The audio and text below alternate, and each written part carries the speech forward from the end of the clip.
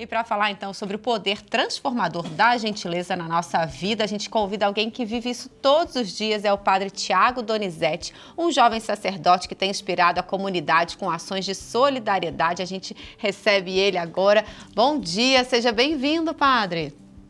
Bom dia a todos os ouvintes da TV Aparecida. É uma grande alegria para mim poder estar aqui e partilhar sobre essa experiência, né, que se aproxima tanto do Evangelho, que é nossa missão, para que também inspire mais pessoas. Com certeza. Antes da gente falar um pouquinho da gentileza, né, que amanhã é o dia então da gentileza, queria que o senhor contasse um pouquinho sobre a sua vida. O senhor é um jovem sacerdote. Fala um pouquinho então de onde que o senhor atua. Então, eu atualmente moro em Tumbiara, no estado de Goiás. Eu tenho 30 anos, cheguei lá na paróquia, deve ter uns 8, 9 meses mais ou menos. E de lá para cá a gente tem desenvolvido um trabalho muito bom, sabe? Muito saudável, com a comunidade, tentando replicar cada vez mais, né, as falas de Jesus, colocando em prática, né, o cuidado dos mais pobres, dos desfavorecidos, né, aqueles que mais precisam. E quanto a gente puder ajudar, a gente vai continuar ajudando. Eu sou natural do interior de Minas Gerais, na zona da Mata Mineira, criado no interior do Rio e agora moro em Goiás. Como eu sou de uma congregação missionária, né, os missionários do Sagrado Coração de Jesus, então a gente tem esse costume de ir aonde estiver precisando. Ô Padre Tiago, mas assim, o que o motivou a se envolver em projetos de solidariedade, né? Porque a gente acaba assim abraçando um pouquinho do mundo a cada dia. Conta um pouquinho pra gente como é que começou isso através do seu coração.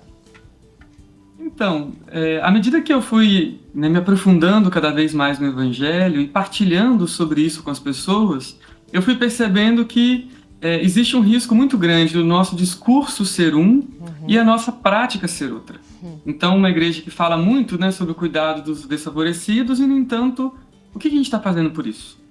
E aí eu comecei a pensar assim, não, o que a gente pode fazer aqui na paróquia, o que a gente pode fazer aqui na cidade, para poder desenvolver e colocar essas coisas em prática, sabe?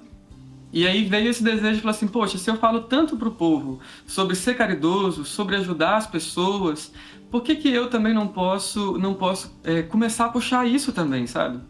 E acho que uma das coisas mais incríveis assim que eu tenho percebido é que, no fundo, ajudar as pessoas não pesa para ninguém, desde que a gente faça junto.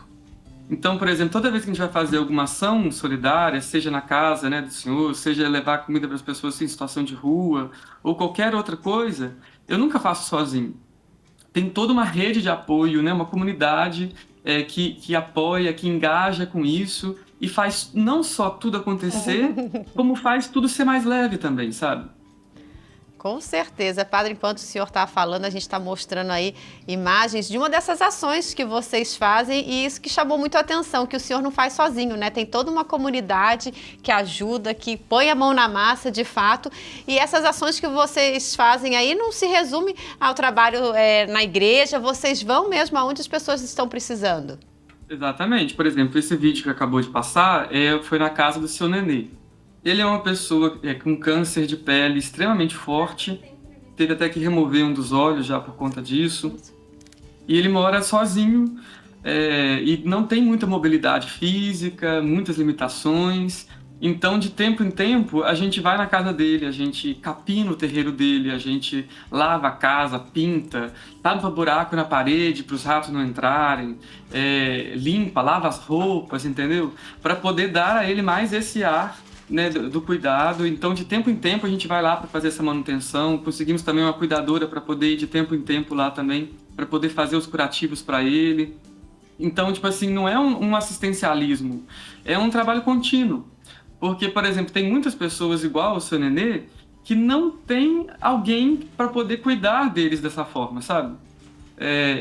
Então é importante a gente olhar para essas pessoas e se perguntar: o que eu posso fazer para mudar um pouquinho a vida dele, sabe? E não pesa para nós, a gente junta todos nós num dia de sábado à tarde, por exemplo, e a gente vai na casa dessas pessoas que precisam e a gente ri a tarde inteira, sabe? A gente conta caso, a gente faz piada. A gente leva lanche, sabe? Para poder comer junto no final, reza junto. É muito leve, sabe? E eu acho que é por aí o que Jesus falava, sabe? O trabalho caritativo não pode ser um peso para nós, mas tem que ser uma vocação. E eu acho que a vocação a gente faz porque a gente ama. E tudo que a gente faz por amor não pesa. Pelo contrário.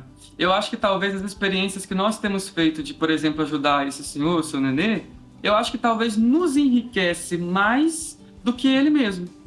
Porque é uma experiência que vai amadurecendo a nossa mentalidade, nos aproximando daquilo que Jesus nos ensina e vai fazendo com que o nosso coração seja cada vez melhor, sabe? Cada vez mais sensível à realidade dos outros. Eu acho que hoje em dia o grande problema é de uma sociedade insensível. Estamos tão acostumados com o sofrimento dos outros que a gente já não se deixa alcançar pelo sofrimento dos outros, sabe? Então, experiências como essa que nos ajudam a viver a caridade de fato, né? A viver a gentileza, né? Como amanhã, então, celebramos o dia. E isso é muito inspirador. E o interessante, tipo assim, eu tenho feito com muita alegria e o povo que tem acompanhado a gente também fica com alegria, e aí eu vejo eles felizes, eu fico mais feliz, eles me veem felizes, eu vejo, entendeu? Realmente, eu acho que o amor, ele move uma roda que não para, sabe? Quanto mais a gente deixa ele criar seu espaço, mais ele ganha raiz no nosso coração. A mesma coisa vale para o ódio. Então, se a gente for plantar algo, que seja amor, né? Tem um provérbio, acho que chinês, que fala, né, que nós temos 2 lobos dentro de nós, né? Então, qual é nós alimentarmos mais é aquele que vai vencer. Então, o amor ou o ódio? Vamos alimentar o amor, não é sempre. Agora, padre, o senhor é tão jovem, meu Deus do céu, a gente pena até de falar senhor, né? Mas com todo respeito. Mas assim, padre, gostaria que o senhor dissesse pra gente, a gentileza tem também assim um papel espiritual na vida do cristão, porque a palavra de Deus, há mais alegria em dar que em receber, né? Você falava da alegria, e é verdade, e contagia, e dessa forma acaba que outras pessoas querem ajudar, porque querem sentir também essa alegria em conjunto. Não, inclusive, até cientificamente é comprovado o quanto que fazer coisas boas para os outros é saudável para nós. Que inclusive gera em nós um sentimento assim inconsciente. Puxa vida, e não é que eu sou gente boa? E não é que eu consigo fazer algo bom para os outros? Porque às vezes tem muita gente que vive numa vida totalmente ali na mediocridade, assim, totalmente, sabe, no stand-by. E aí acaba gerando um sentimento, puxa, mas eu vivo para quê? Vivo por quê? E eu acho que nada dá mais sentido para nós do que transformar a vida dos outros. A vocação, na verdade, ela sempre é pautada por aquilo que eu posso fazer pelo outro. Não existe vocação para si mesmo. Eu vou ser médico para mim mesmo. Não, você vai ser médico para os outros. Professor para mim mesmo. Não, é para os outros. Então, toda a vocação é pelos outros. Inclusive, uma coisa, vocês estão passando um vídeo aí agora, que é um trabalho também muito bons que a gente tem feito lá na paróquia, que é toda quarta-feira da semana, a gente sai pelas ruas da cidade levando comida, levando a palavra de Deus. A gente leva pessoas, por exemplo, para cortar o cabelo das pessoas em situação de rua, né, para poder cuidar, fazer o cadastramento. Quem quiser, por exemplo, procurar um lugar para poder fazer desintoxicação ou algo do gênero. E eu acho que uma das coisas mais interessantes que a gente tem feito também nesse projeto é a gente olhar para eles como pessoas iguais a nós. Que eu acho que a maior dificuldade nossa hoje em dia é olhar todo ser humano como ser humano. Muitas vezes as pessoas elas olham para as pessoas em situação de rua e retiram delas a característica da humanidade. Entendeu? Vê como se fosse algo menor. Ou até algumas pessoas veem como se fosse, né, uma poluição visual. E não está preocupado com o real problema que levou a pessoa a estar ali, sabe? E eu acho que uma das coisas mais interessantes é a gente sentar do lado deles e ficar em silêncio para ouvir o que eles falam. Partilhar o sofrimento, entender, por exemplo, o que aconteceu para ele parar lá, na rua, sabe? Realmente, sempre são situações, assim, muito traumáticas, sabe? Às vezes, aconteceu um acidente, eu perdi toda a minha família ao mesmo tempo, ou então tive um acidente e acabou acontecendo isso ou aquilo, ou então uma doença ou algo do gênero, ou então entrou no mundo das drogas de tal forma que não conseguiu sair até hoje. Então, quando a gente olha para isso, a gente vê que 99% das pessoas que estão na rua não é por escolha, é por se tornar escravo de uma realidade, de um sofrimento interno que muitas vezes não tem a estrutura que a maioria de nós tem de suporte da família, ou de suporte psicológico, ou de ajuda de outras pessoas. E aí algumas pessoas falam assim, mas a gente não pode sair dando comida para pessoas em situação de rua. Tinha uma cidade que eu morei, não vou nem citar o nome, em que saiu colando cartazes pelos postes dizendo assim: não dê esmola, não alimente a pobreza. E aí eu fiquei, uma cidade extremamente católica, e eu fico pensando assim, caramba, não conhece o Evangelho, né?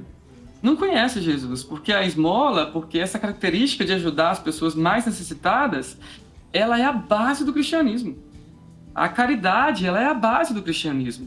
Então, não tem como a gente pensar uma religiosidade que não tenha caridade. Né? Como diz Santiago, né? Quando foi questionado sobre, na sua carta, né? Questionado sobre, você passa muito tempo fazendo as coisas e pouco tempo rezando. E aí, então, ele responde assim, então você me mostra a sua oração sem obras, que eu te mostrarei a minha fé pelas obras. E eu acho que é muito isso, sabe? A nossa vivência de fé não pode acontecer só dentro das quatro paredes da igreja.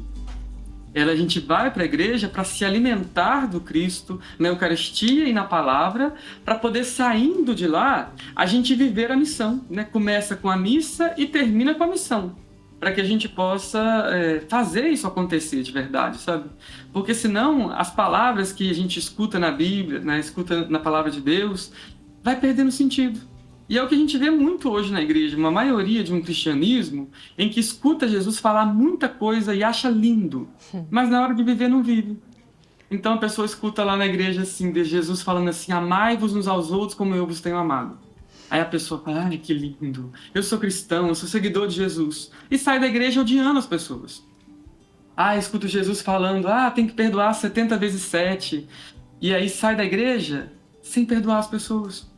Então a gente vai notando às vezes uma discrepância mesmo, sabe? Entre a fé falada e a fé vivida. Então esses lugares da caridade são coisas que reconectam a gente a isso. E agora, na paróquia, a gente conseguiu gabaritar o que Jesus falava, né? Estive fome, nu, doente, preso, que agora nós temos todos os projetos que cobrem todas essas falas que Jesus falava, sabe?